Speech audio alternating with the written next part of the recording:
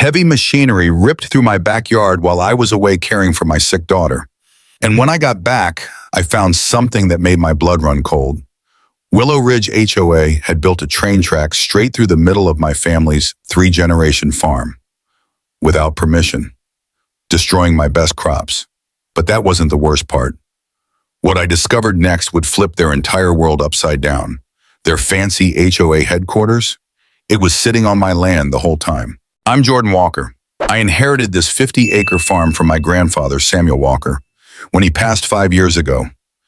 This land, every inch of it, has been in my family since 1943. My grandfather built that big red barn with his own hands after coming back from World War II. He taught me everything I know about farming. To me, this isn't just land. It's my heritage, my livelihood, and my home. But over the last decade, the world around us changed. What used to be rural Pine Haven turned into one of those suburban developments, all McMansions and perfectly trimmed lawns popping up where cornfields once stood. They called it Willow Ridge, and with it came the dreaded Willow Ridge HOA. They came after me fast. At first, it was polite letters, trying to convince me to join the HOA, claiming my farm was hurting their property values. I told them no, again and again. This land was never part of their subdivision, it's working land, and no shiny new HOA was going to change that. But the pressure didn't stop. They started small. Complaints about my tractor being too loud at 6 o'clock a.m., citations about my vegetable garden being unsightly, even demands to repaint my red barn because it didn't fit their aesthetic. I ignored every single one. They had no legal right to tell me what to do. Then she showed up, Karen Whitmore, the new president of Willow Ridge HOA, 50 years old with short blonde hair, a designer suit, and a cold, polished corporate smile. Karen made it clear my farm was an eyesore and she was going to fix the problem. She brought her right-hand man, Shirk Callahan, my man, a retired corporate lawyer in his 60s, who visited me more than once. Friendly on the surface, but every word was a threat. He'd leave brochures for retirement homes and whisper about how much developers would pay if I just cashed out. But I wouldn't sell. Not for any price. Last fall, I had to leave town for 3 weeks to care for my daughter after her surgery. Before I left, I saw some survey markers near my property line. I figured it was just more HOA nonsense and didn't think much of it. That was my first mistake. When I pulled back into Pine Haven after 3 exhausting weeks away, I could see something was off before I even reached the house. From the distance, metal rails glinted in the autumn sun, cutting across the eastern field like an ugly scar. My heart sank. As I got closer, the horror hit me. A literal train track now ran right through my best soil, connecting the Willow Ridge HOA clubhouse to their newly built Heritage Center. They didn't just lay down tracks. No, they went all out. Installed decorative lighting, shiny benches, and even fancy signs talking about the rich agricultural history of Pine Haven. The irony of it hit me like a punch to the gut. They destroyed nearly an acre of my sweet corn crop, the same corn I'd been growing for the farmer's market every summer. They ripped through my livelihood to build a tourist train, a goddamn attraction, right across my land. I stormed into the Willow Ridge HOA office the next morning, fists clenched and heart pounding. Karen Whitmore sat behind her pristine white desk like she'd been expecting me. She smiled that cold, practiced smile and slid a stack of papers toward me. "We have a legal easement," she purred. "County Ordinance 47-12B. You must have missed the notice. Certified letter delivered while you were away." Her manicured hand waved lazily in the air. "The train adds character, Jordan. It'll increase everyone's property values by at least 15%. You should be thanking us." My voice was shaking when I mentioned the crops, the damage, the loss. That's when Mark Callahan, her smug attorney, finally spoke up from his corner seat. "We're prepared to compensate you," he said, tossing a check across the table like it was pocket change. "Market value of corn, maybe a few $100s. Should cover your troubles." I stared at that check, bile rising in my throat. It wouldn't even cover the seed costs, let alone the lost harvest. Furious, I called my lawyer, Sam, right there in front of them. By that evening, he'd confirmed my worst fears. The so-called permits were doctored, falsified property maps, rushed approvals while I was gone, But fighting back? That would mean months, maybe years in court, time and money I didn't have.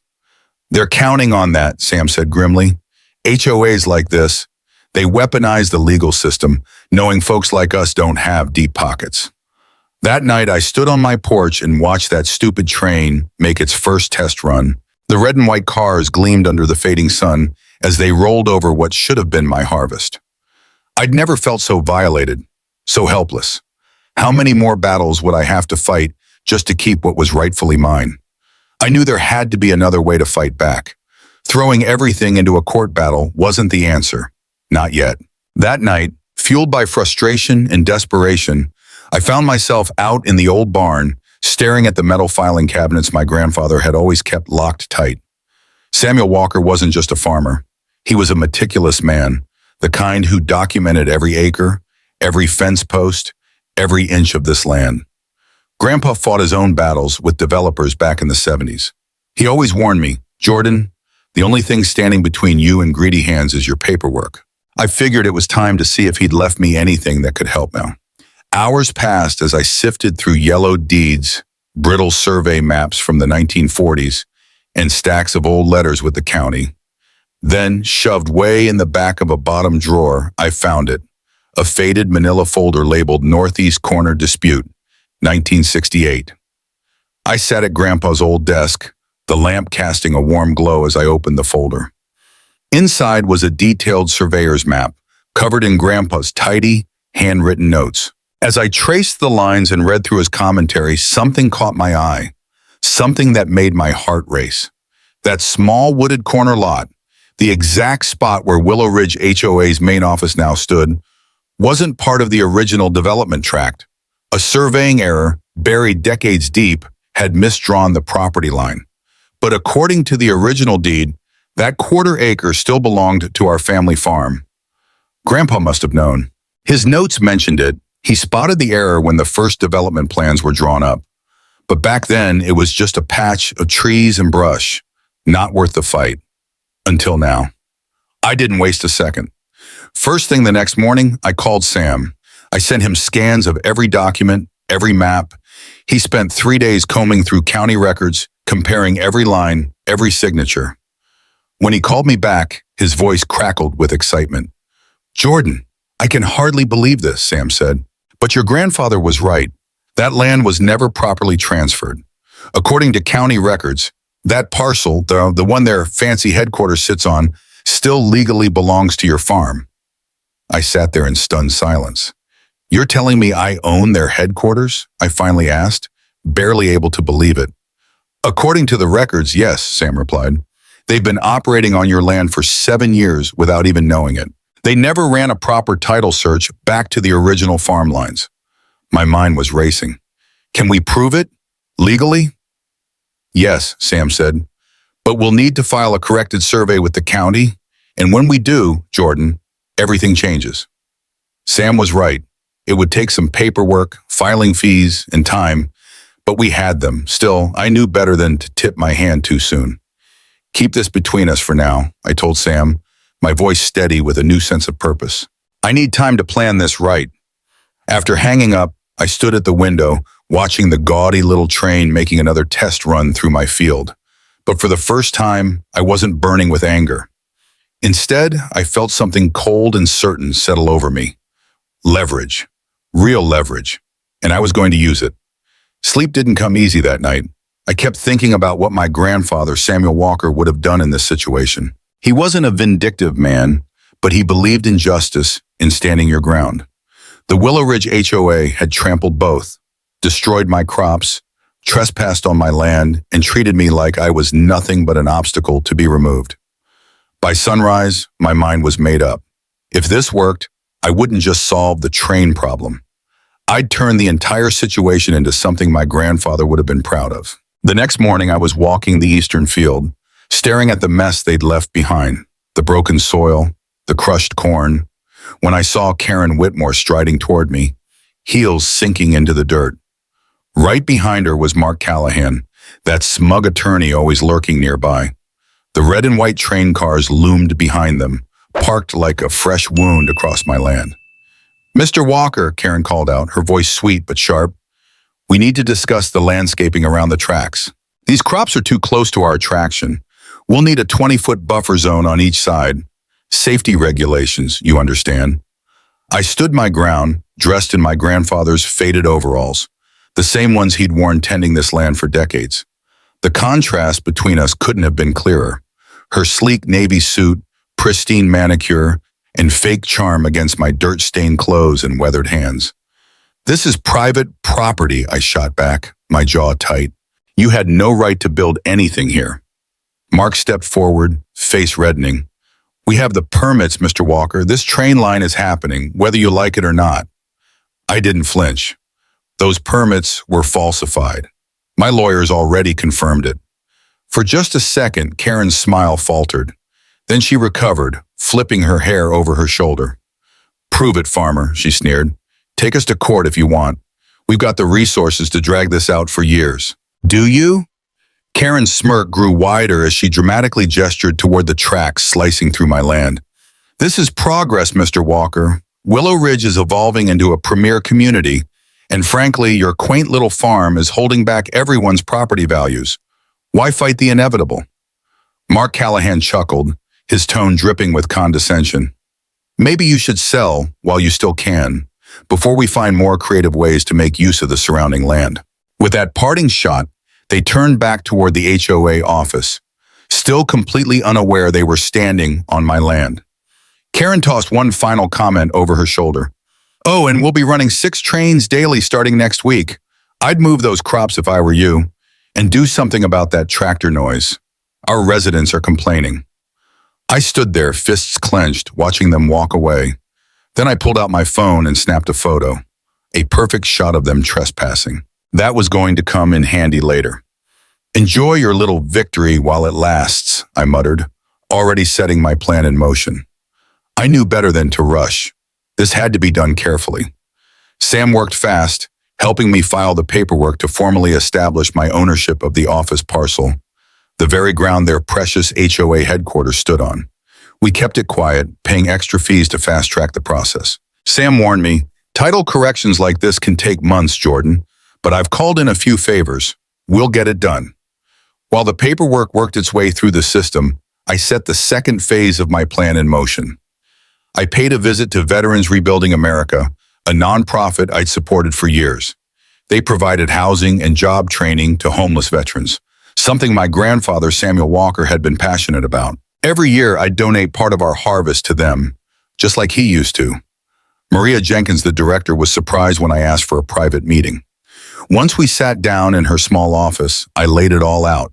The harassment, the train tracks, and most importantly, the discovery about the HOA office sitting illegally on my land.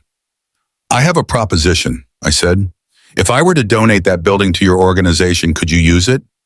Her eyes went wide. Absolutely. We've been looking for new administrative space for months.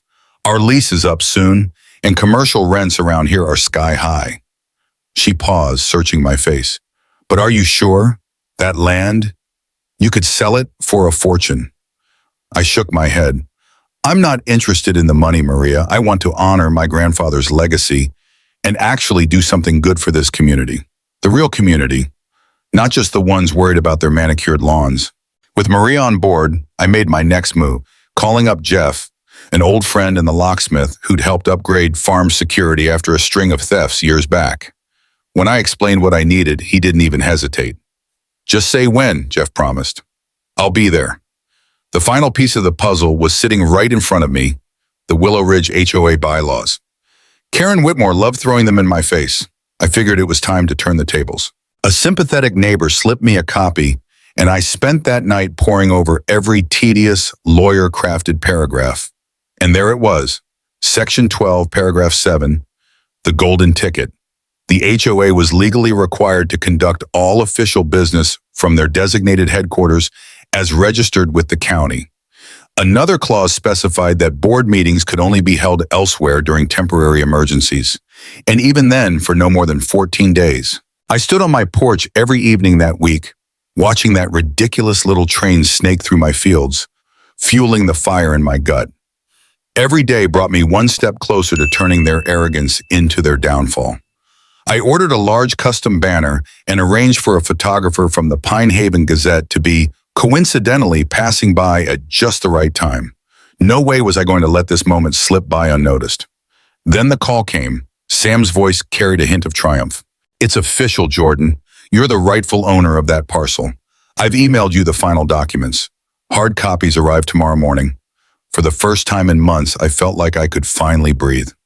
I called Maria and Jeff. We set the plan for Saturday morning, the same day Willow Ridge HOA did their monthly property inspections. It was now or never.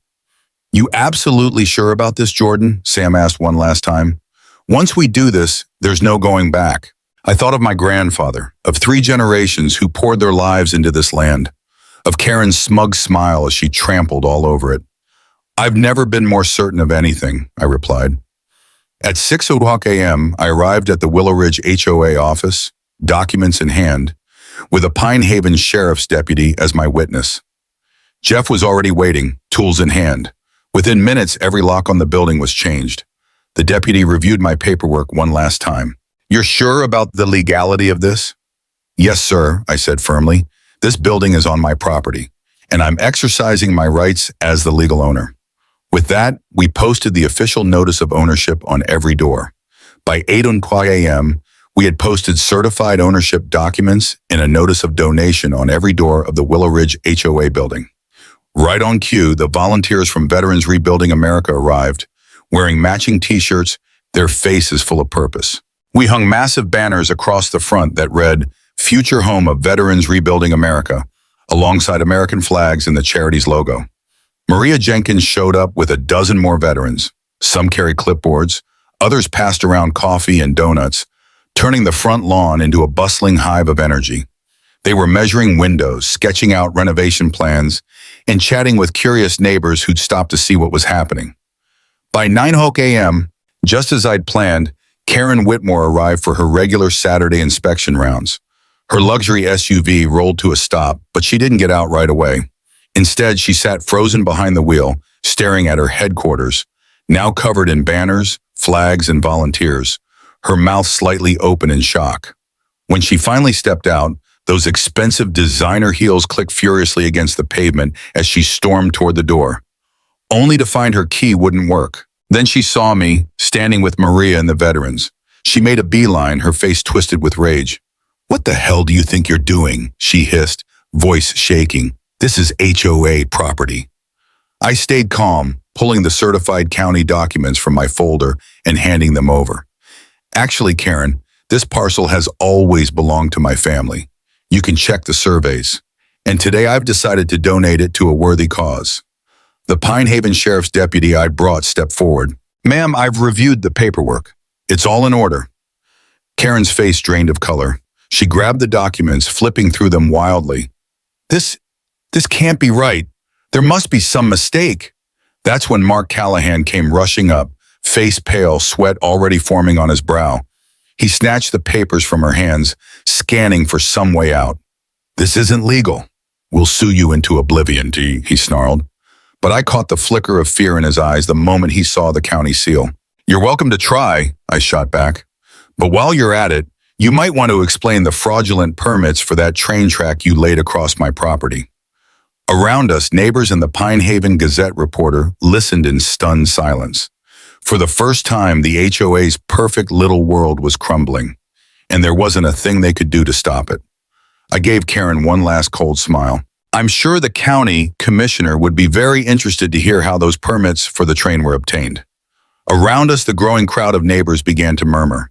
For the first time, they were seeing Karen Whitmore's true colors, and the cracks in her perfect facade were showing. Ellen, a neighbor who'd always been quietly sympathetic to me, finally stepped forward. "Is that true, Karen? You falsified permits for the train?" Karen sputtered, struggling to regain control. It was for the good of the community, for property values. That train cost us a fortune in HOA fees." Dave, another neighbor, chimed in angrily. "Doubled our monthly dues. For what? A tourist attraction no one even wanted?" Another homeowner added, "You destroyed his farm for this? Who asked for a train?" The Pine Haven Gazette reporter was there, catching every word, camera rolling. He pelted Karen with questions about the permits, about how the HOA failed to verify property lines before building their headquarters. Karen had no answer. No comment, she mumbled, over and over, but the redness creeping up her neck told the real story. I watched Mark Callahan grab Karen by the arm, pulling her aside. They whispered furiously, her eyes darting toward me, a mixture of rage and disbelief. Meanwhile, Maria Jenkins stood with the neighbors, calmly introducing the veterans. We'll be offering job training programs here, she explained, and veteran support groups will meet here weekly. My son served in Afghanistan, one neighbor spoke up, his voice softening. Will this program be open to all veterans? Absolutely, Maria smiled. We're here to help every veteran in need. Slowly, the mood shifted. From confusion to curiosity to something that felt like genuine support. The HOA's lies were unraveling, and the community was starting to see it. By that afternoon, Karen had called an emergency HOA meeting, not at their office because they no longer had one, but at a board member's house. I wasn't invited, of course, but Ellen kept me updated. Total chaos, her first text read. Half the board is threatening to resign. The next update hit even harder. They're digging through the financials now. Turns out Karen spent HOA reserve funds on the train project, and she didn't have full board approval. That night, the local evening news ran the story. Farmer exposes HOA overreach. Veterans gain new home. The footage showed the veterans proudly accepting the building, while uncomfortable questions about Willow Ridge HOA's shady practices filled the screen. That night, the news coverage exploded, highlighting how the train project had been pushed through without proper permits. My phone rang off the hook. Neighbors I barely knew were calling, some to apologize for not standing up sooner, others asking how they could help. Several asked about the Veterans Rebuilding America program, curious about how they could get involved. A few even offered to help restore my damaged field. The same folks who used to look the other way. For the first time, it felt like the neighborhood saw me and the farm for what it really was. The online comments were pouring in. About time someone stood up to these mini dictators. Another read, God bless our veterans. This is how a community should look. By Sunday morning, a petition was already making the rounds, demanding Karen Whitmore's resignation and a full audit of the HOA's finances. Mark Callahan? He was nowhere to be seen. Word had it he was quietly backing away from the growing scandal, trying to protect whatever was left of his reputation. As I walked the property line that evening, for the first time in years, neighbors waved, called out greetings. A few even stopped to chat, and that god-awful train, it sat silent on the tracks. No test runs, no HOA officials, just the sound of my land breathing free again. 3 days later, I got the call I never thought I'd hear. It was Ellen, the same neighbor who'd stood up in the crowd. Jordan, it's official, she said. I've been voted in as interim HOA president. We removed Karen last night, and we owe you an apology. I stood there silent for a moment, letting the words sink in. Ellen continued, what the last board did was inexcusable. We'd like to meet, find a way forward that works for everyone. We met that afternoon at Ellen's home. She laid out the offer. The HOA would immediately dismantle the train tracks and restore my field at their expense. But they had one request. Would Veterans Rebuilding America consider leasing a small portion of the building back to the HOA? We're not asking for much, Ellen assured. Just enough space for board meetings and records. The rest stays with the veterans. Maria smiled when I told her. Honestly, Jordan, having them as tenants could fund programs, and maybe even pull a few of them into volunteer work. Veterans need community too. I nodded. All right, but I have conditions. The first, a formal acknowledgement that my farm will never be subject to HOA rules, now or ever. I laid out my final terms during that meeting at Ellen's house. First, a formal binding acknowledgement that my family farm, Walker Farm, would never under any circumstances be subject to Willow Ridge HOA rules. Not now, not ever. That was non-negotiable. Second, I demanded that the natural boundary between my property and Willow Ridge be officially designated as a heritage agricultural zone, protected land, recognized by the town, that could never be developed or encroached upon by future HOA boards or developers, no matter how greedy they got. And third, If the HOA wanted space in the building, they would pay fair rent. But every single dollar they paid would be matched with an equal donation to Veterans Rebuilding America. Not just once, but as long as they stayed. There was a heavy silence as I finished, all eyes turning to Ellen. She looked around the room, reading the faces of her fellow board members. Slowly, they all nodded. Ellen took a breath, then extended her hand. Those terms are acceptable, Jordan. More than acceptable. We want to be good neighbors. That's what an HOA should be about, building community, not tearing it apart. For the first time in months, I smiled. Sam, my lawyer, had the agreement drawn up by the end of the week. And this time, every signature was there. Every dotted line signed, sealed, and delivered. Within days, crews arrived at my farm. The HOA hired them, just like they promised, to dismantle every inch of that damn train track. They worked fast, pulling up rails, filling in the scarred land, and restoring the soil. For once, they did it right, even compensating me at fair market value for the destroyed crops. No lowball checks this time. By the end of the month, Veterans Rebuilding America officially moved into their new headquarters. The HOA, they took up a small office in the back, one conference room, and nothing more. Maria Jenkins told me, smiling, several Willow Ridge residents have already signed up as volunteers. I didn't see that coming. Then spring arrived, and something I never expected happened. A group of Willow Ridge residents, the same folks who once sneered at my farm, approached me about starting a community garden right along the Heritage Zone boundary. Ellen grinned as she brought it up. We were thinking, maybe the veterans could help. Gardening's therapeutic, right? Maria's eyes lit up. It is. Many of our vets struggle with adjusting back to civilian life. A project like this could help. Build skills, build connections. I agreed, wondering what my grandfather would think if he could see this. We broke ground on that garden in April. 20 neighbors showed up, shovels in hand, seedlings ready. Some brought food to share, others brought their kids, eager to learn about growing vegetables. By summer, the garden was thriving, a mix of flowers, vegetables, and laughter. Veterans and neighbors worked side by side, caring for the land. It was messy. It was beautiful. It was real. As for my farm, the eastern field, once carved up by train tracks, came back stronger than ever. Each harvest, I set aside a portion for the Veterans Food Pantry, continuing the tradition my grandfather started after he returned from World War II. Every now and then, I'd see Karen Whitmore drive slowly past, glaring at the bright Veterans Rebuilding America sign proudly displayed where her office once stood.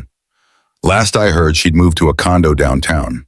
No HOA, no power. Mark Callahan resigned from the board entirely. Rumor has it he's facing questions from the State Bar Association about those falsified permits. And that train? Parts of it were donated to the Pine Haven Children's Museum, where it's now part of an interactive exhibit on agriculture and transportation.